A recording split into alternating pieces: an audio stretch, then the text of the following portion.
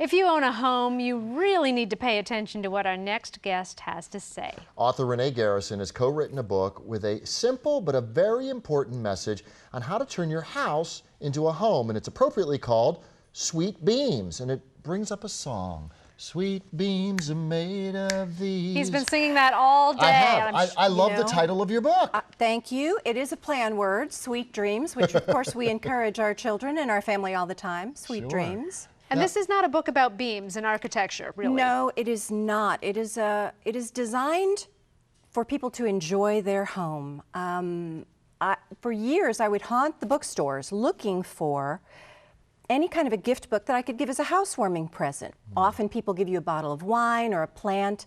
I drink the wine and I kill most plants, so I wanted something that would have a little bit longer shelf life that would remind them of my good wishes when they moved. And you know, so many of the things that you write in this book they're things that we kind of know, but it's so nice to have it all tied up in a neat little package to remind us how to turn our house into a home. So what are some of your suggestions? You say get to know your neighbors. I do say get to know your neighbors because community is important, but I also say the most essential piece of garden equipment is a hammock. Which I agree. Even brief moments in a garden or in your yard chase away the blues, and I think sometimes we can forget that. You know, you also bring up a really good point, which I try to practice whenever I can. The UPS man comes to the house, you offer them a bottle of water. To anyone who delivers anything to your door, I think that's so important. We are lucky in this country. Whether we plan to stay in this house for 10 years, I know a lot of people have been underwater on their mortgages, they've had to move, but we can still celebrate the place we live. Bigger isn't always better. We've certainly learned that. And it doesn't have to be a house that we're talking about. No. It could be an apartment, it could be a studio apartment, it could be a retirement community. Correct. It could be anywhere. Wherever you call home. That's right. I love the way you mentioned buying yourself a housewarming gift. That's Of not course, something once a lot a of people year. think of. Once a year. Once a year, and give your home a name. Tara's already taken. Is that your house? No, actually I live in a very small home and I don't plan to be there in 10 years, but I'm certainly enjoying, I moved to be close to my 88-year-old mother-in-law. Oh, nice. There's no reason that I can't enjoy this space. I could focus on the fact that it may not have the closets that I would like, but it has so many other wonderful characteristics. I think it's a matter of your outlook, Sure, of absolutely. your perception. Now, did you name your home? I have a house named Sunrise. Oh, Yes. nice. I think you know which one that is. I do know which the one one we that share is. custody of. That's Even though Jerry and I aren't married, it's complicated. Okay. we do share a home. That's right. Make your home the world and your world the home.